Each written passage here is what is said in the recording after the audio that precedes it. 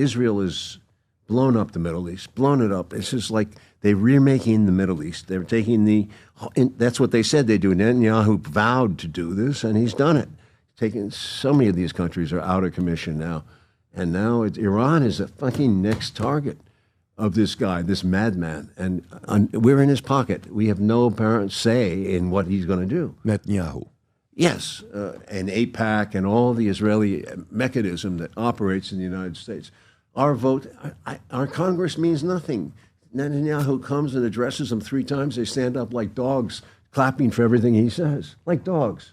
It was disgusting. The most disgusting moment. There's a good point that, these wars in the Middle East, as Wesley Clark pointed out, it's basically the neocon agenda, and a lot of these neocons are dual Israeli citizens, right? And so it's like, who has benefited? We were with Shimon Peres when he said, the Iraq war benefits us. He said that I remember very clearly. He's like, it secures our border against Saddam, right, on the Iraq side.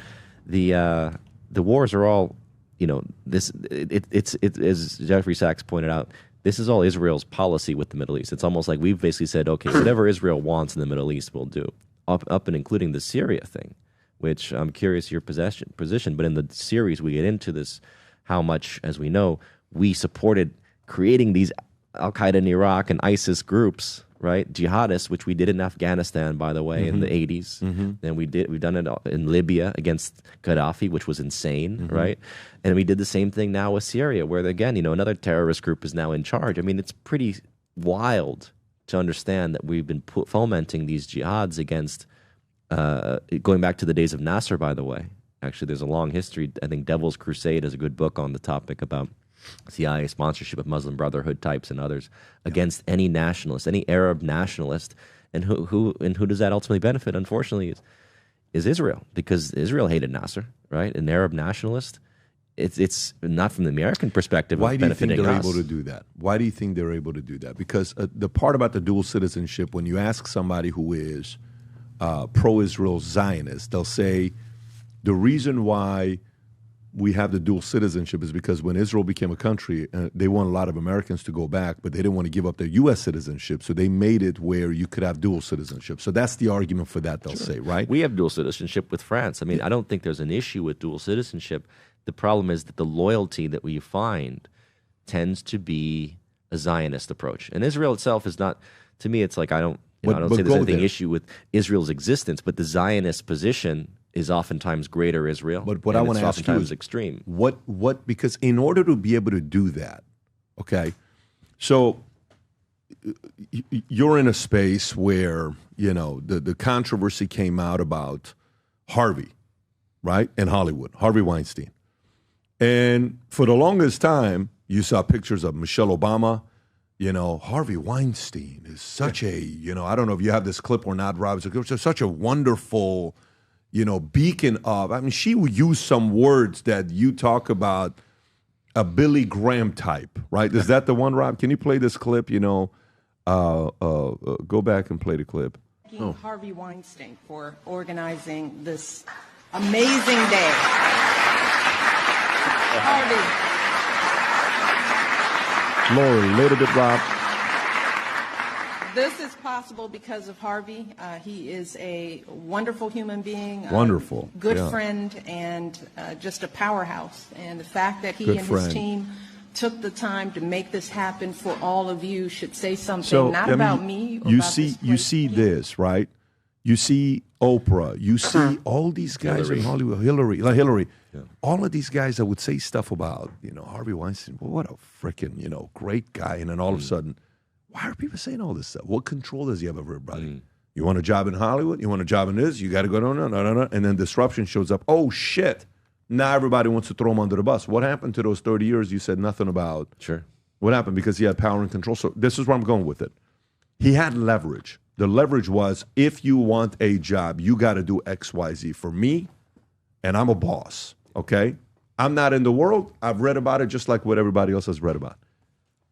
If Israel is Israel, AIPAC, all of these guys, right? And, Sachs, the interview that was done with Tucker, there's many of these right now that are coming up. If they have this much power, what leverage do they have to be able to constantly negotiate more favorably for themselves over the American people? I think you know the question I'm asking. You have to think about it as it's like a club in a way, right? And the amount of financial influence, think about the banking side of things. Think about the infrastructure of banking. A lot of this does connect to Judaism, and it's not to say that that they're bad people, but essentially, yes, there is a deep, deep, deep love and loyalty to Israel. It's interesting because we could be Israeli citizens based on our ancestry. Our ancestry of bluestone is not Zionist. Our ancestry is much more cosmopolitan. And this kind of goes to the heart of a lot of the issues, I think, at the beginning of Zionism, where the cosmopolitan Jews who said, we want to assimilate into the cultures, right, of Germany, of Europe, of America, and those who said, we want a nation, a land. And I think that there is a psychological factor to Jewish people basically saying, you have to give to Israel, you have to be part of Israel, you have to, that's your nation. When did that happen, though? That starts in the Zionist phase of the late, but it picks up after World War I. Late, what were you going to say? Late? Well, late 1900s is the birth, right? But then it picks up after World War I, but not really. It becomes, remember, the Zionists made deals with Nazis. The Zionists actually said Hitler was a good thing because they made a deal, the various agreements, to start to move Jews because they wanted to take Palestine at the time that Palestine was mostly Arab, right? So they knew they were a small population. They had to bring more Jews in from Europe. And so I hate to say it, but the Holocaust, they used that Holocaust to basically say we can now create a state. And that was obviously the energy that was given by Russia and America and all the UN countries to say Israel can have a state. And by the way, you know what I'll say to that? So here's I trust my enemies very well. By the way, I trust my enemies more than I trust my friends sometimes. You know why?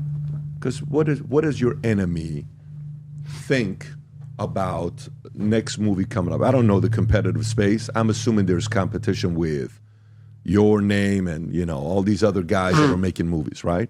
I'm assuming the competition, if they can find a way to have 7,500 negative reviews written on Rotten Tomatoes about a movie you come out with, I'm assuming the dirty enemy would probably do something like that to hurt you, right? Yeah. I'm assuming the enemy would do whatever they can that I'm trying to raise $1 billion from somebody or $500 million from somebody to find a way for that deal to not get done if it becomes public, right? I've experienced this with guys. When I was trying to sell my company, the enemy would call the guy that wanted to buy the company and say, hey, you sure you want to go through this? And then boom. We were able to get the deal done and we sold it for $250 million, okay? But I know I trust the enemy. All I'm trying to ask, I'm not surprised that Israel did that. No. Good for them that they're doing that. I applaud you for being a good negotiator. Great. But all I'm asking is, if America, you read these books, and we've all read these books.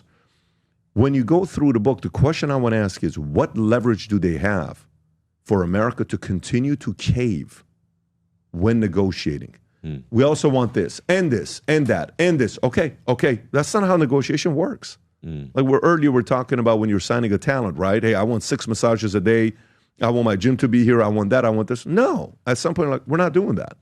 But what leverage does this person have for you to say yes to 80% of their requests? What are we getting in exchange to say yes to this? And no matter how many people I ask that question of. Well, I think there's a couple of factors. As I mentioned, financial. I think you do have a lot of Jewish banking. We know that. That's historical. They're deeply tied into the banking system, including to the Federal Reserve. I mean, you look at, even in Europe, the Rothschilds were the ones that got the letter from Balfour. I mean, the Rothschild obviously are a very wealthy, influential family, right? And that's not the only one. There is the Warburgs and others that were very influential in building our Federal Reserve system here. So Schiff and all these families. So again, you're talking money, but you're also talking about a base. From strategic perspective, I think that the U.S. and British saw Israel as a base into the Arab world, which I call Israel the last Crusader, the Crusader kingdom. Because remember, as you know, historically, we fought the West Catholic Church, sent crusaders out to try to recapture Jerusalem in 1095, and they did.